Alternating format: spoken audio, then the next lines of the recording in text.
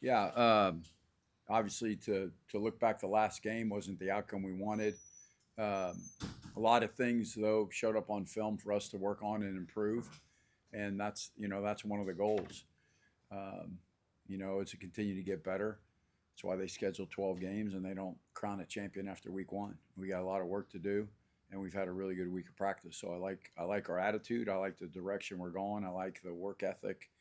Um, so I feel good about this week. Coach, the biggest thing that popped out to you and your staff on film that really was discerning? I think the biggest thing was um, not trusting the coaching. I think a lot of players, we played hurried and not quick. Like you want to play fast and you want to play quick, but you can't play in a hurry. I think we played in a hurry. We didn't let things develop. Um, saw things, for example, maybe even at quarterback trying to get the ball out faster than he should. If he was just a little bit more patient, he would have seen the pictures develop a little bit better. A little more patient on a route, we would have created a pick and maybe been open more.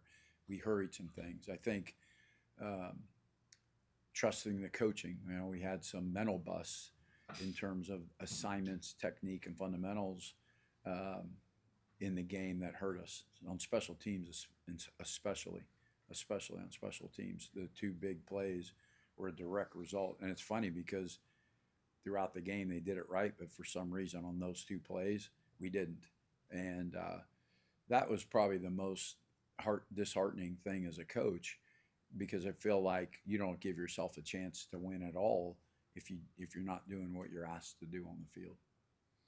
Do you have a sense that the players have taken more of responsibility, so you didn't have to talk as much after this game, especially some of the seniors that have been around a while that have kind of stepped up and said, hey, this is not the coastal football that we play? Yeah, I do. I also, it was the first for a lot, new staff, new offense, new defense, new players, going through it. We learned them, they learned us. This is all part of that process. It's that it reminds me a little bit of 2 years ago when I first got the job and we went to UCLA and lost.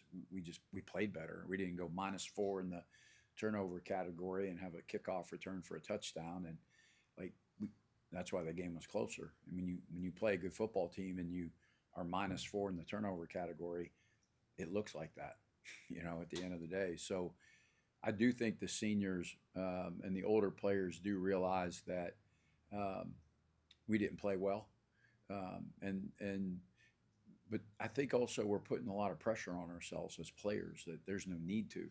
We haven't. I hate to say this, but we really haven't done anything yet to deserve the kind of pressure that gets put on people in this sport right now. We should just go out and play football, and you saw some of that even with some of the older players. They want to win, they want to play really hard, and they want to do really really well. And the more you play not to make mistakes, the more mistakes you make. What have some of the conversations with MJ been like this week? Just to slow the game down, right? To process the game, get some better pre-snap reads. It's easy for the average fan to always look at the quarterback. I used to, when I was a coordinator, I used to tell my guys when I was coaching quarterbacks for all those years. I mean, the it's always the coordinator's fault and the quarterback's fault, and then everybody's favorite player is usually the backup quarterback. So they just got to live with that, and that's part of what happens. But in reality, it took the whole team to play like we played. It wasn't just one player, but we believe in him. He's had a great week of practice, and Samari and Tad keep working to get better. And I told you before, like by the end of us all, we're going to need them all. Coach, are you sticking with MJ as a starter, and Yes. do you envision other guys getting more time at QB than they did last week? Potentially, you got to see how the flow of the game was. Like we really hadn't developed a rhythm. MJ's playing with receivers he's never played before. Drew's calling to a quarterback he's never called before. MJ's getting those plays that he's never called, ran before. And so the idea in the game was to let him start to develop some continuity, and kept him in the game as opposed to just taking him out and putting the next guy in. We wanted to give him an opportunity and see what he can do. And you know, say what it is. I mean, there's 3:50 to go in the half. It's 14-0. And between 3:50 in the half and 10:47 in the third quarter, it's 35-0. We lost the middle four with a middle eight. I mean, two big pass plays defensively and an interception that they went in and scored on. And so all those things, you take that middle eight out, and it was an okay game. We're on the 12-yard line. It's 3rd and 3. We're in scoring position, and we get nothing. We snap the ball over the quarterback's head and can't recover the fumble. Like that's bad football, but you don't expect those things to happen, but it did. Coach, you'd said prior to the game on Saturday that you felt good about the preparation of where your team Yeah. was. After Saturday, did you feel like your team wasn't prepared? No, I think what happens is you got a lot of guys that have played football at a lot of places, and you saw them resort back to some of the things they're used to doing. That's what I said about taking the coaching. I'll do this because maybe it worked for them before, and trusting, hey, look, you have to be in this gap. I need you in this gap.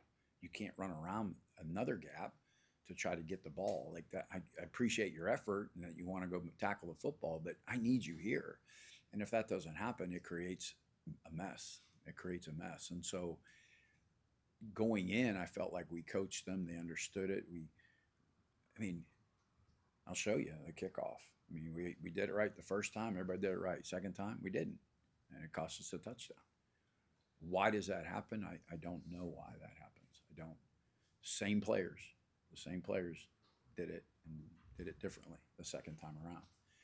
So it's just they want to make a play. They're all hungry. They're all trying to help us win. They're all energetic about, let me try to do something to help us. Let me try to create a play. Even MJ forcing some throws. Just take the easy completion. Take the easy completion, right? Trying to change routes and do different things. Just relax and play football. And trying to do so much all the time, and you don't get anything out of it at the end. Coach, when you watch the film back, especially defensively, is it helpful more so from a confidence standpoint to show them how well they played the first quarter, or is it better from an X's and O's standpoint to show the rest of the game? You got to show all of it, right? Because there's still things that different guys play. There's things that happen, different plays, different fits on both sides of the ball, right?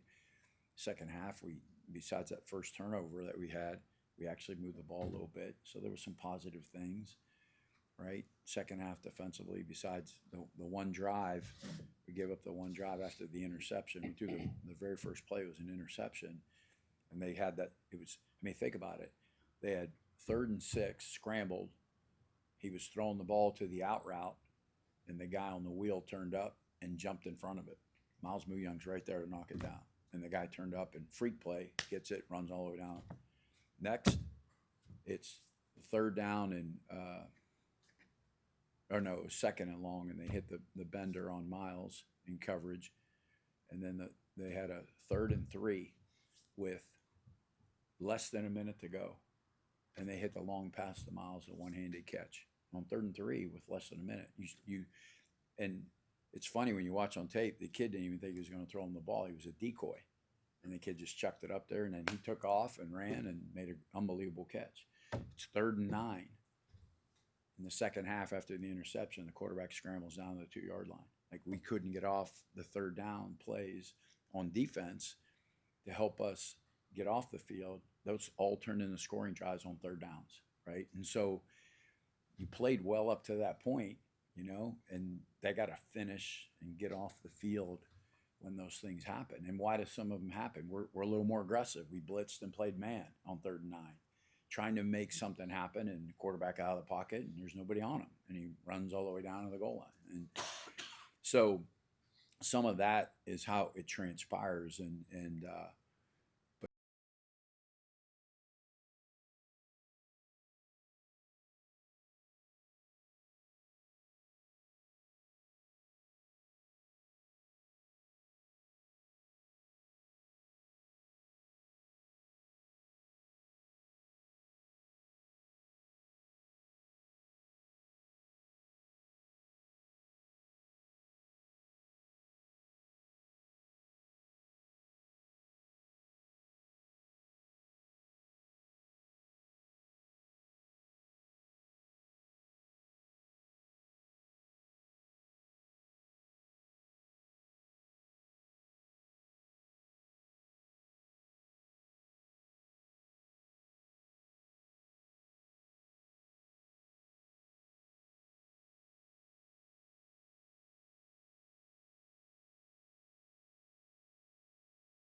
Still maybe a discrepancy from 30 or 40 reps down to 15. Now it might be more like 20 to 30. You know, you might see something along that line. Coach, I'm assuming going to a game like this with Charleston Southern, the focus is solely on your team and not really much on what Charleston Southern is going to do. Is that the mindset you take Oh, this yeah, week? 100%. We got to get better. It doesn't matter. We could play the Philadelphia Eagles. It doesn't matter who we're playing. We got to get better. And that's the number one thing for us is learn from this week, get better. We got to be better on offense. We were 1 of 14 on third downs. Like, I mean, you're not going to win. You could play a bad football team, have 4 turnovers, give up a kickoff return, and go 1 of 14 and lose the game. When you play a good football team, it's ugly.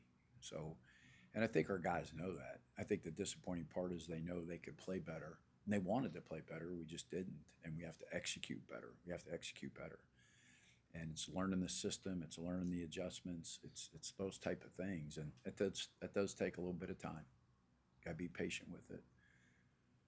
What is the significance of the orange ribbon on your shirt? This is last year, one of the shirts we had from last year. So.